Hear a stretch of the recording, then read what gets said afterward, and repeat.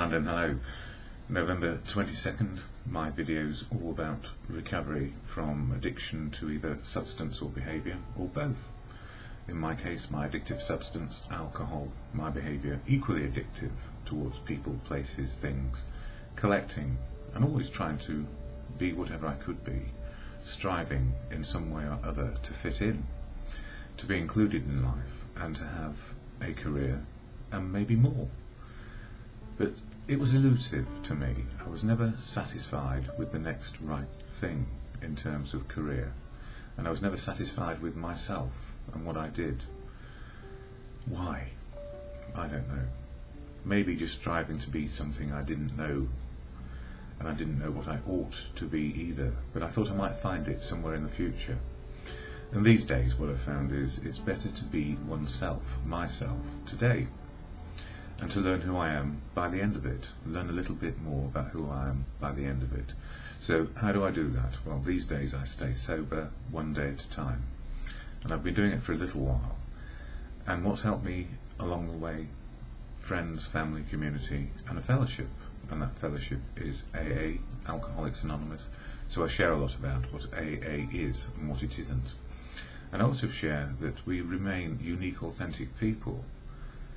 And we share about our experience, strength and hope of recovery, where we choose. So some people within the rooms of AA, some people outside it. And there are other ways to keep sober as well. So if you don't like AA, I am sure there is a way forward, soberly, if you can find it. So I would talk about what works for me. So what is the fellowship of AA, and why am I a part of it, and why do I feel included? Here is the AA preamble, which gives the game away. Alcoholics Anonymous is a fellowship of men and women who share their experience, strength and hope with each other, that they may solve their common problem and help others to recover from alcoholism. So we share how we got into recovery. The only requirement for membership is a desire to stop drinking. It doesn't mean you have to have stopped, or whether you've started again. It's about a desire to stop. There are no dues or fees for AA membership. We are self-supporting through our own contributions. AA is not allied with any sect, denomination, politics, organisation or institution, but you can be. You can be free to do whatever you like. Does not wish to engage in any controversy, neither endorses nor opposes any causes. So you can support any cause or endorse it. It's up to you. But the fellowship stays away from things like that.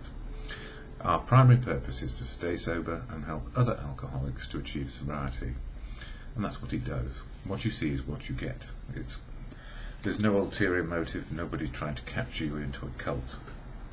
But if you feel that you are threatened in some way and feel that your identity is being taken away, don't go. Simple as that. I haven't found it so. And you know, I went to a meeting last night, and it was a beautiful meeting because a few people who were very new shared from their heart about where they've come from and where they are now, and what are the benefits of trying to stay sober one day at a time.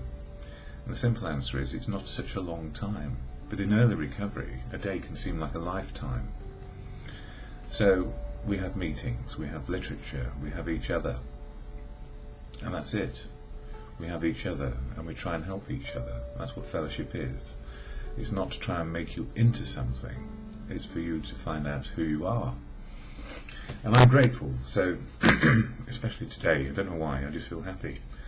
Daily Reflections, this book, I share a lot from it. Excuse me, but I'm going to add other things as well, because the Daily Reflections is out there for you to look at. And it's not the only thing which gets to me on a daily basis, so I shall share something else too. Anyway, for November 22nd it says this: only two sins. There are only two sins. The first is to interfere with the growth of another human being, and the second is to interfere with one's own growth. So in other words, here we go, this is what it says. Happiness is such an elusive state. How often do my prayers for others involve hidden prayers for my own agenda? If they're all right, can I be all right? How often is my search for happiness a boulder in the path of growth for another or even myself? Seeking growth through humility and acceptance brings things that appear to be anything but good wholesome and vital. Yet in looking back I can see that pain, struggles and setbacks have all contributed eventually to serenity through growth in the program. And some people say, you can't have growth without pain. Well, it's only painful if you choose to see it as painful. If you actually see it as growth and change, it can be frustrating and make us hot and sweaty, then it's just growth. I ask my higher power to help me not cause another's lack of growth today, or my own. And I can do that by being self-willed and self-opinionated, which is really what I do on all these videos to an extent. But,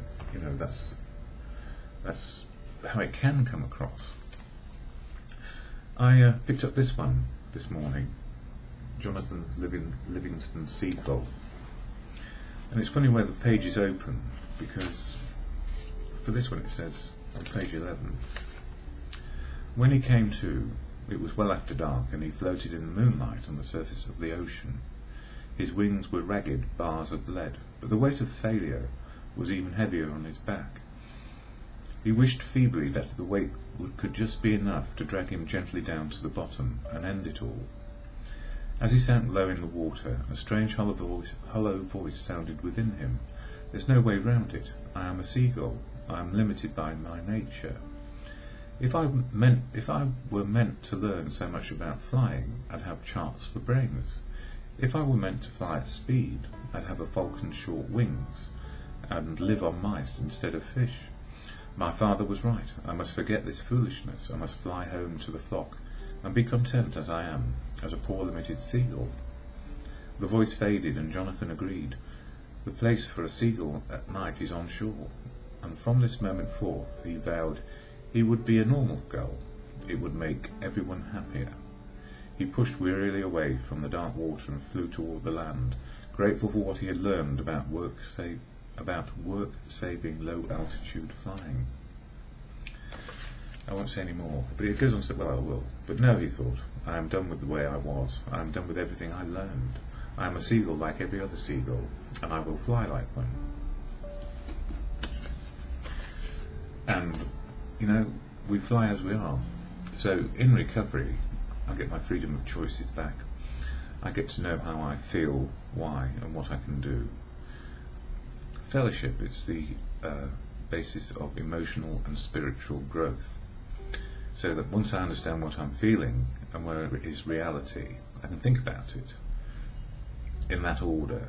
If I try and do it the other way, if I try and think my way into my feelings, I end up in a state of confusion, wondering why it doesn't work. So if I know how I feel, I can change. If I try and think my way into feeling a particular way, well, I can spend a lifetime trying and pretending and denying. So the gift for me today is I feel okay. I feel very tired. I was very unwell last night, but I'm okay and I feel happy, as one can be. So at the end of these videos I share the serenity prayer, either to God or good conscience, and that was a big thing last night. It doesn't matter whether it's God, good conscience, nature, the universe. It's a cannot do prayer. God, or to good conscience, grant me the serenity to accept the things I cannot change, courage to change the things I can, and the wisdom to know the difference for me is just for today.